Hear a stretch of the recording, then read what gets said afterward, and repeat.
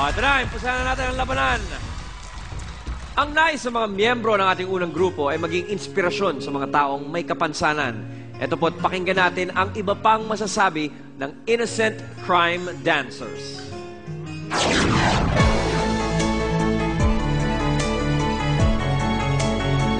Nung nag-umpisa po kami sumayaw, sinasabi po sa amin ni mama na may mapapala kami dyan. Di kami po, pinapatigil na kami, tapos di pa rin po kami tumitigil. Diretso pa rin po. Kasi yung nalaman niyang pasok po kami dito sa Talentadong Pinoy, masaya po siya. Proud na proud. Pati po yung mga magulang makakagrupo po. Proud na proud po kami. So rin po, i-share po sa mga tao na yung iba pong may kapansanan, huwag po kayo mahihiya. Sarili-sarili po tayong talent. Wala po may pakita niyo lang po. Giving justice to their incredible moves is the Innocent Crime Dancers.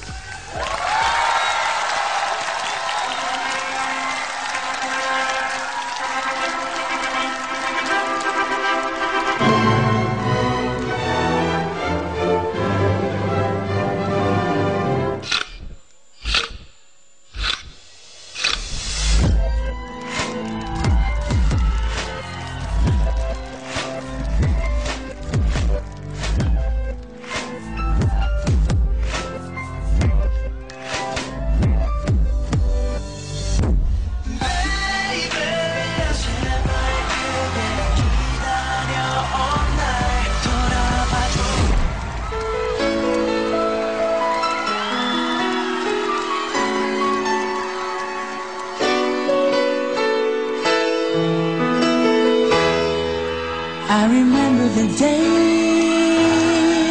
when you're here with me. Those nights, time and time again, I wish that you were here. I don't want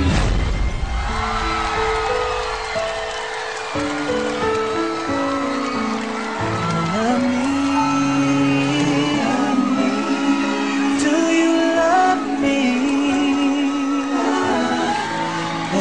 Won't you love me?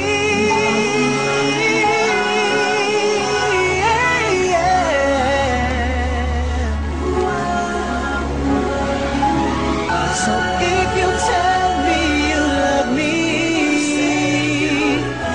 it will lead the way to your heart through the mirrors of silence. You love me.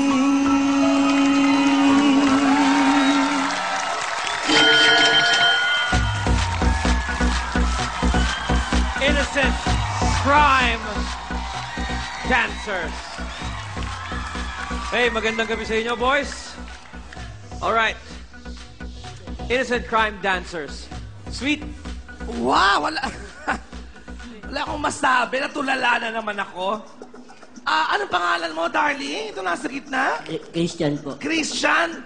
Ano ba nangyari sa'yo? Aksidente ba yan? Inborn? Inborn po. Okay, Christian. Ang husay. Yun nga kung inborn itong kondisyon mo, pero kailan mo nalaman na gusto mong sumayaw? Kasi parang bihasang-bihasa ka na sa pagsasayaw, pare. At what age did you know that na gusto mong sumayaw? Ngayon na po. Nung bakasyon na po, nakakabong bakasyon. Etong wala pang isang taon, Wala pa po. naramdaman mong gusto mong sumayaw? Opo. So siguro kaya din na medyo gamay na siya sa kanyang saklay. Kasi nga bata ka pala, nakasaklay ka na. Pero yung pagsayaw, nito lang. Opo. Parang ginagawa niyang prosthetic leg na yung Correct. paggamit niya ng saklay. I know, na nagugulat ako at humanga ako at bumilib ako sa'yo dahil talagang sabay na sabay ka doon sa mga kasama mo sa steps. Although sila, dalawa ang paa, ikaw ay isa saklay. Ang husay. Napabilib mo ako ng bongga. Salamat po. Ha? Salamat po. Ang gusto ko lang malaman, ba't ka yan bang iyak? Part ba yan ng routine o nagiging ka lang talagang emosyonal? Dahil ba't kayo sa VDR nakita ko umiiyak ka? Huwag kang umiyak. Dapat yung kapansanan mo na nagagamit mo ngayon at sumali ka dito sa Talentadong Pinoy Worldwide at nakikipagsabayan ka sa ibang mga contestant dito, nakikipagsabayan ka dyan sa mga barkada mo. Pati ako naiiyak eh. Naamoy ko yung Vicks eh. Ang kapal nung nilalagay nilang Vicks eh. So part pa talaga Part ng ng routine act yun, nila yung yun, umiiyak. Part ng routine. Opo, opo. Ayun. Yung ganyan, hindi na kailangan ng simpatsya dahil napakahusay, kahanga-hanga. Next time lang siguro, yung costume lang dahil yung iba parang ataol na lang ang kulang, papunta na sa... Oo, ha? Alright, congratulations sa inyo. Salamat po, salamat po.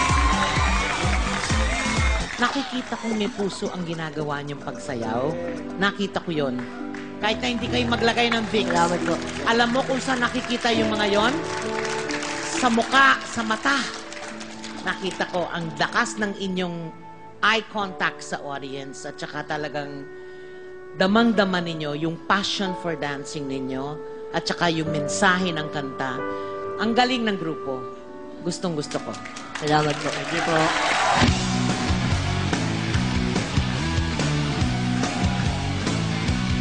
Utang na loob, tignan nyo ngayong hapding-hapde at namamaga ang mga mata ninyo.